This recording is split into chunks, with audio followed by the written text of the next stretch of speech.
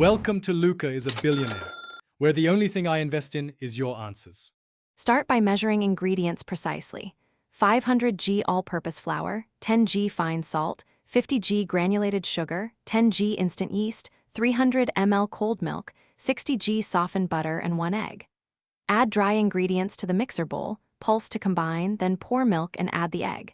Use a dough hook on low speed for 6-8 minutes until the dough is smooth and elastic. Form a disc, wrap in plastic, and chill in the refrigerator for 30 minutes to relax gluten before laminating. Prepare a cold butter block of about 300 g.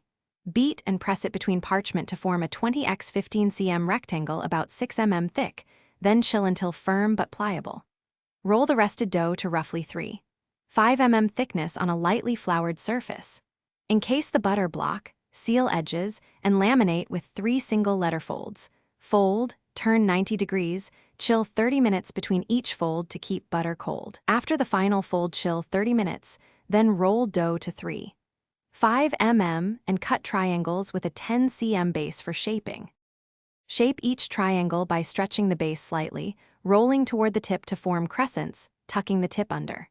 Place on a lined tray, brush once with egg wash, and proof at 25 degrees C for 1.5–2 hours until slightly jiggly and about 1.5 times their original volume.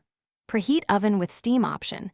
Bake at 200 degrees C for 12 minutes with steam, then reduce to 180 degrees C for 6–8 minutes until deep golden and internal temperature reaches about 92 degrees C. Cool 30 minutes on a rack. Freeze unbaked croissants at -18 degrees C for up to 1 month and add 4–6 minutes if baking from frozen. Thanks for watching and please subscribe. It's the best investment you'll ever make.